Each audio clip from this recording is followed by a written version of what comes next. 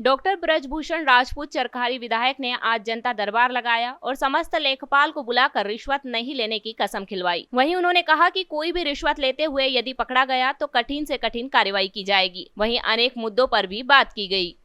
लेखपाल जो है नई भर्ती हुई है, वो लेखपाल आज हमारे पास आए और सभी का भाव अपने अपने क्षेत्र में अच्छा करने का भाव है। और मैंने भी उनसे यही कहा है कि हमारे विधानसभा का जो किसान है वो प्रत्येक वर्ष दैवीय आपदा से ग्रसित रहता है। प्रत्येक वर्ष सूखा या अति वर्षा या ओलावृष्टि के कारण से यहाँ फसलें नहीं हो पाती हैं, जिसकी वजह से किसानों की आर्थिक स्थिति बहुत ही कमज़ोर है। यहाँ का 80% किसान कर्ज में डूबा हुआ है, क्योंकि जब प्रत्येक वर्ष उनकी फसलें दैवीय आपदा से क्षतिग्रस्त होंगी तो वो अपना कर्ज नहीं चुका पाएगा। यहाँ स्थिति ये है कि किसान अपना भरण पोषण करने लायक भी फसल पैदा नहीं कर पा रहा है।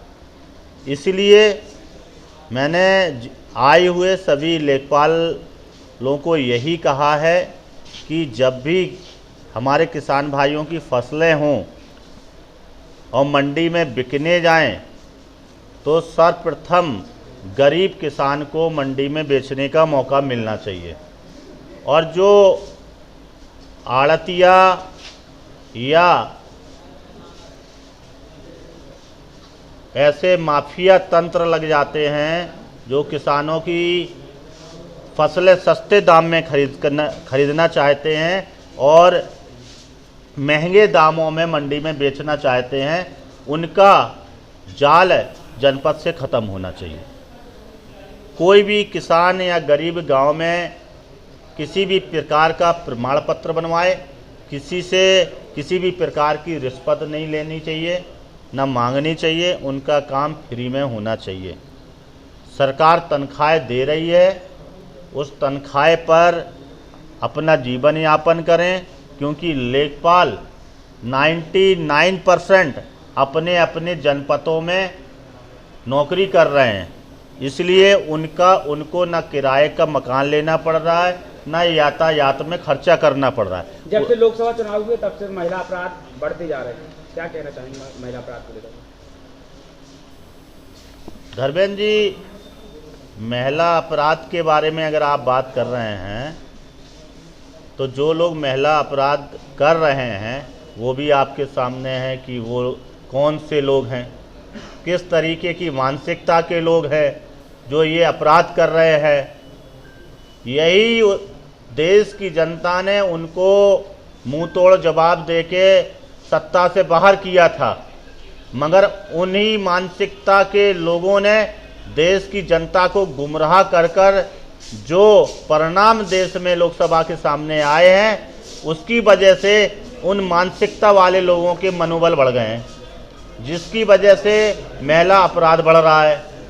मगर भारतीय जनता पार्टी की जहां जहां सरकार है, आप देख रहे होंगे जो भी महिला अपराध कर रहा है उन पर कार्रवाई हो रही है, जेल भेजा जा रहा है और बुलडोजर नीति का उपयोग कर कर उनके ऊपर बुलडोजर भी चलाए जा रहे हैं। उपचुनाव आ गया है, तैयारी चल रही है। वैसे में कानपुर की एक चर्चित सीट है जहाँ पर इरफान सोलंकी लड़ रहे हैं, क्या नाम उनका, वो बताया जा रहा है कि इस बार और करारी शिकस्त भाजपा को देंगे, ऐसा कुछ है क्या करने जा रहा है? ये तो जनता जवाब देगी।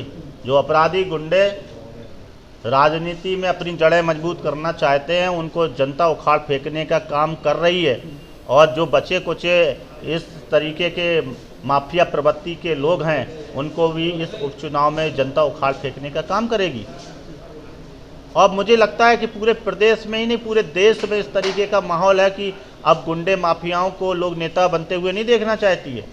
अब उन्हें अपना जनसेवक जो है उनकी सेवा करने वाला चाहिए, उनके बीच में काम करने वाला चाहिए। बढ़ते भ्रष्टाचार को लेकर के अधिकारियों को क्या चेतावनी है आपकी? देखिए, मैं तो ये कहूँगा कि अगर किसी का भी मामला भ्रष्टाचार में लिप्त पाया गया तो उन्हें किसी भी सीमा में छोड़ा नहीं जाएगा। उनके ऊपर लगातार जब से भारतीय जनता पार्टी की सरकार है और कोई मामला ऐसा संज्ञान में सरकार के आ रहा है, हम लोगों के आ रहा है, तो उनके ऊपर सख्त से सख्त कार्रवाई हो रही है। जन जागरण संदेश के लिए ताजुद्दीन महोबा की रिपोर्ट।